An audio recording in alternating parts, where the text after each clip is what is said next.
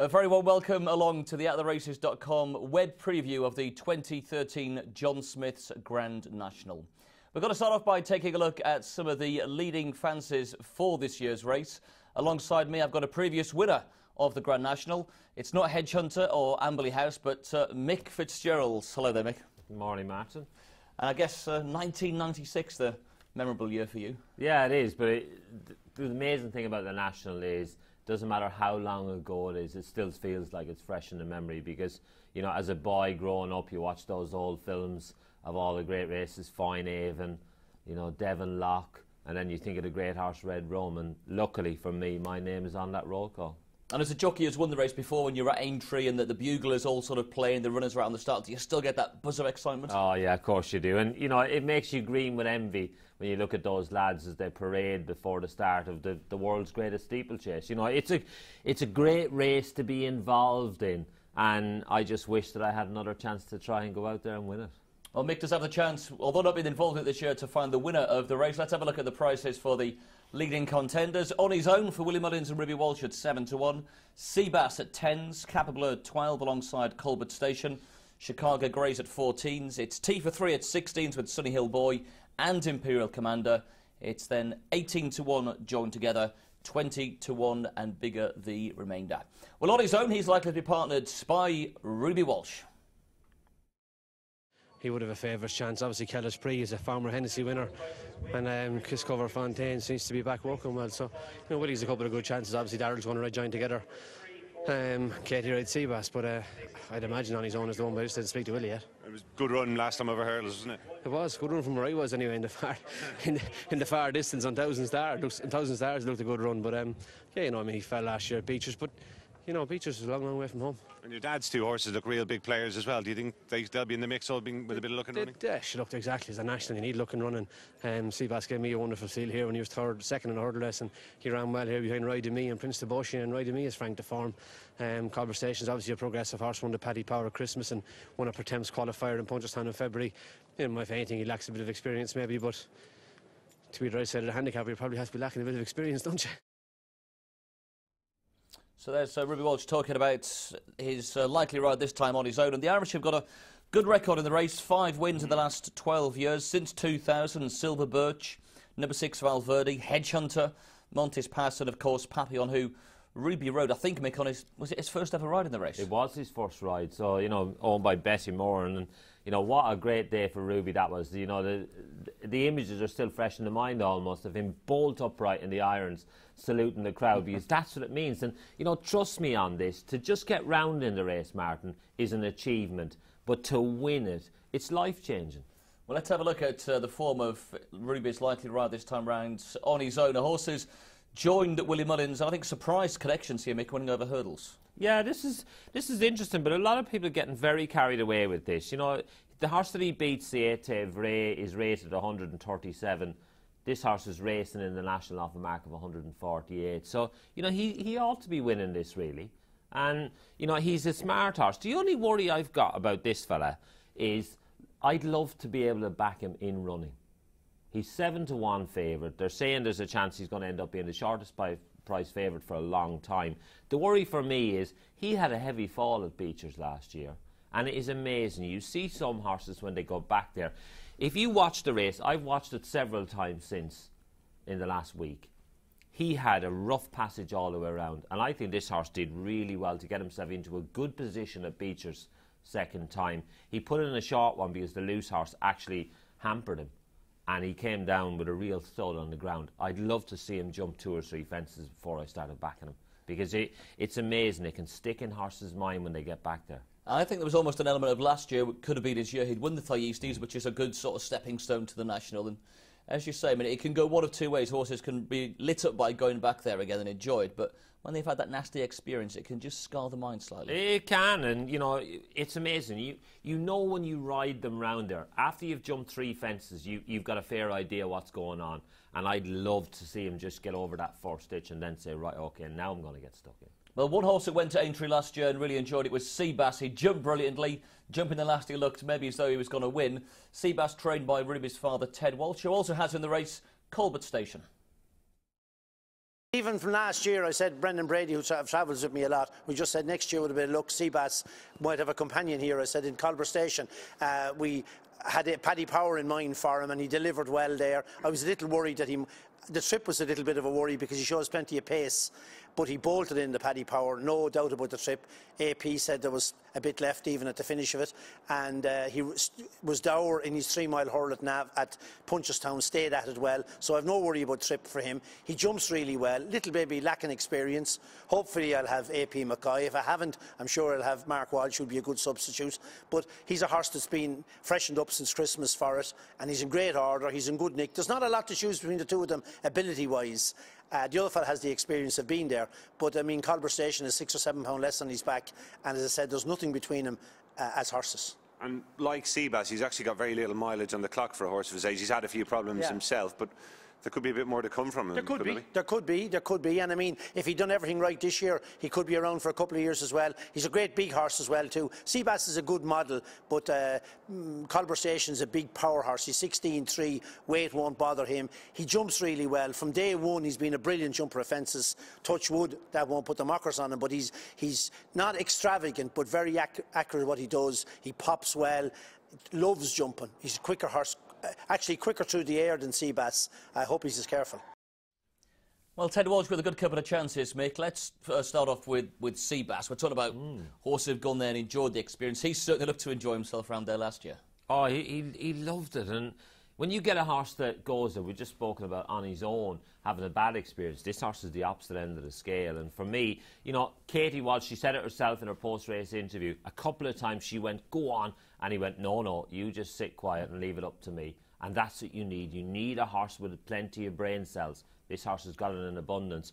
He's got plenty of ability. He loved the ground. He's been trained specifically for this race. Which is different to last year, isn't it? It is very different to last year. The ground is in his favour. He's a little bit higher in the weights. That's the only concern for me. And we're watching him here. This was a very, very good run at Fairy House. You know, when you see a horse like this running, you've got to sit up and take notice. You know, you've got some other horses in here. You've got Prince de Beauchesne, who's very fancied on the day. Rare Bob, we can see in there as well.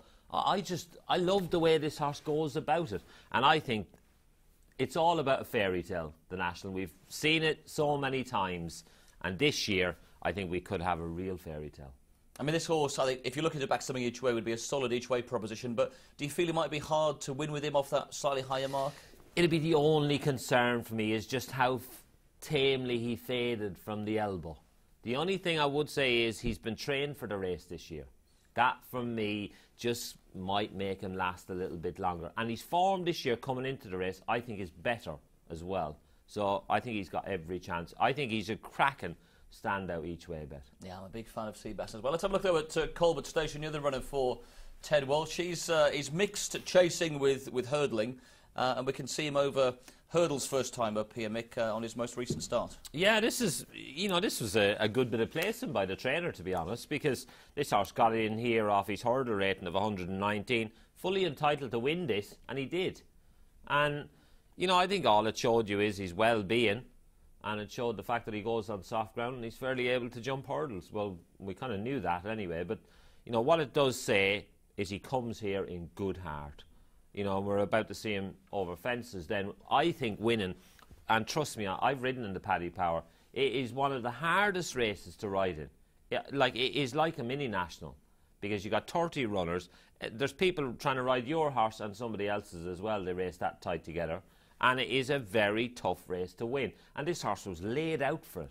That shows you, you know, what a good job Ted Walsh has done with this fella. He's only had 5 runs over fences, but they've all been strategically placed runs. You know, he wins this off a mark of 132. He's running off a mark of 149, I think, in the National. For me, this horse has got an outstanding chance. And would the lack of experience over fences be a concern for you? No, because he hasn't had too many bad experiences either. And that's the thing. He hasn't picked up too many bad habits. As Ted Walsh said in his interview, sound jumper. able to dodge as well. That's what you need. And to do that round there in a race as competitively run as that, it stands him in good stead for a race like the National. And how about ground conditions? They're going to be different on Saturday compared to what he's had in Ireland? Yeah, that is my only concern about this horse, because if they do rattle along, it may just catch him on the hop a little bit. And, you know, that's the only concern you've got, especially when some of these horses, you see it happen all the time. They go to Aintree, they're going quicker than they're normally used to. But this horse has got plenty of pace. He travels nicely. That's, for me, I think, you know, I think this horse has got a great chance. So Ted Walsh with two very good chances, Culbert Station and also Seabass. What about another trainer who's won the National in recent years? Gordon Elliott, he's got Chicago Grey this time around. And Mick, this horse went to the National last year. He was brought down at quite an early stage, but he looked in very good order last time we saw him. He certainly did. And, you know, this is a good, again, good training performance by the trainer. He's got this horse in here off a nice weight. And, well, again, this is another horse. I've actually backed this horse at 25s, Chicago Grey. He was running well in the race last year. He's better handicapped this year, and he's in better form. And just reading as well, he's had a breathing operation, I think, at the start of this season. Yeah, and it's helping him get the trip and get home better. The good ground will help him. The trainer's more than capable of laying one out. We've seen that. His first year as the trainer, he won the race with Silver Birch. I think this horse got a cracking chance. The only concern I've got is he does make the odd howler, and you cannot afford that round Aintree. All you got to do is hope, if you're a backer of Chicago Grey, he rubs one early and it wakes him up a little bit, and then you're flying. Yeah, we saw him make one or two mistakes when he ran at Cheltenham in the early part of the season. Well, they're some of the leading Irish contenders. What about the British contenders? Well, they're headed by Kappa Boy, and on board Kappa Boy has got to be Paul Maloney. The first day he ran at Carlisle, ground was totally against him, you know. It was heavy ground, so I mean, it didn't suit him, but you know, he bounced back well now at Ascot the last day and ran a real promising race. So we're, you know, the boss is happy, so I mean, I'm happy then, you know. Did he surprise you how well he took to the fences last year or not? Sure, look, Luke, you know, every horse that goes there the first time, you don't really know. You just got to ride them accordingly and see how they go. And, you know, he did take that very well and gave me a great ride around there. I'll be hoping, hopefully he can do the same again. It's a funny place, isn't it, in the sense of, you know, over park fences, you can sometimes just take one on a little bit, can't you? You know? Yeah. He's sensible, you know. But I mean, he's got low miles on the clock, and I think he's only ran probably 8, 9, 10 times, something like that, over park fences. So I mean, you know. But like, look, he's a wise horse, you know, and you know, he's sensible, you know.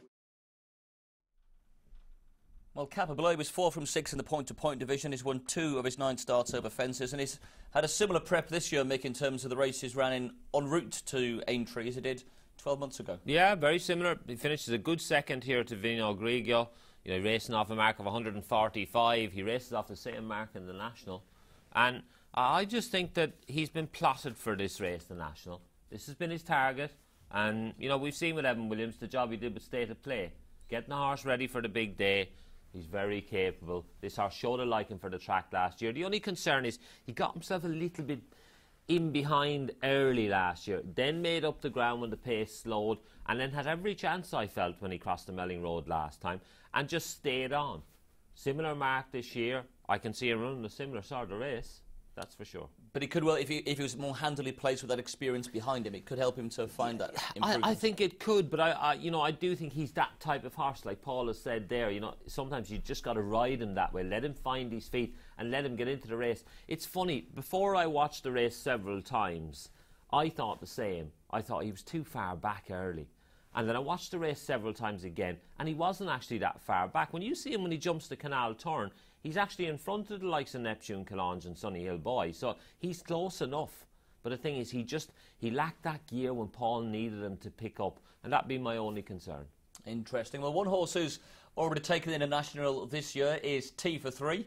He ran in the Coral Welsh National when just beaten under a very confident Paul Carberry ride, but he's a horse who stays very well, Mick, and jumps very well as well. Yeah, he does. You know, I spoke to Nick Schofield at Plumpton on Monday.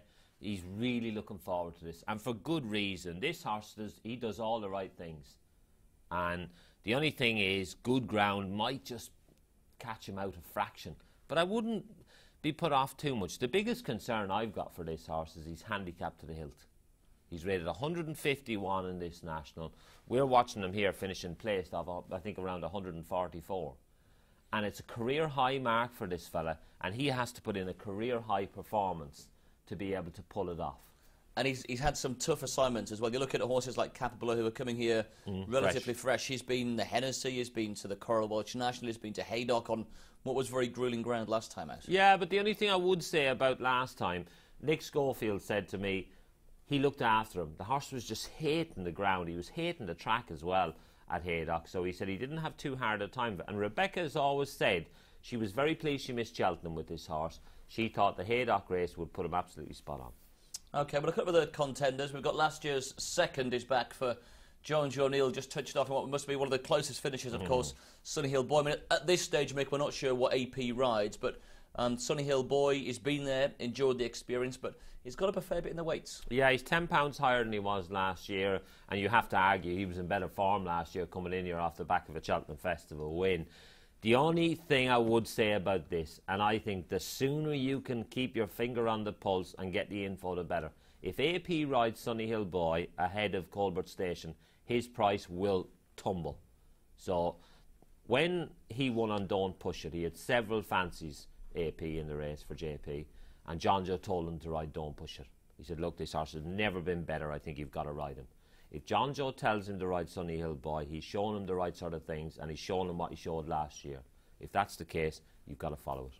And in terms of Imperial Commander, he's got a big weight. I think you've got to go back to the 1930s to find a horse who wins under top weight. But on his best form, he's slipped well down in the ratings, and he's a well-handicapped horse. When I was looking through this, I was like, what? Is this a misprint? He was rated 185 when he after his Gold Cup. He's now rated 158 in the National. So it shows you, if this horse is ever going to have a chance to win a National, this is it. Comes here off the back of a good second, of course, to Cape Tribulation at Cheltenham. I'm not sure. I think he'll take to the fences okay. I think he's the right type. Nigel Twiston-Davies, of course, won the race a couple of times already. I think he's an interesting contender, but I'm just not sure. No, I'll be with you on that. Well, let's have a look at the betting once again for the 2013 John Smith's Grand National. On his own, the 7-1 market leader. Seabass at 10s, Kappa Boy at 12 alongside Colbert Station. 14s for Chicago Grey. 16 for T for 3, Sonny Hilbaum, Imperial Commander. Joined together for last year's winning combination, Paul Nicholls and Daryl Jacob, is at 18-1. It is a fiercely competitive race, Mick. You couldn't really rule any of those out with any degree of certainty, but in terms of the winner, where are you looking? I find it very hard to desert Seabass. I really do, but I'm very interested in a few of them. I've actually had 4 bets in the race already, and you know I've backed a couple at big prices, but I've backed Seabass and Colbert Station, and I can't help but back Chicago Grey. I think the horse is chucked in.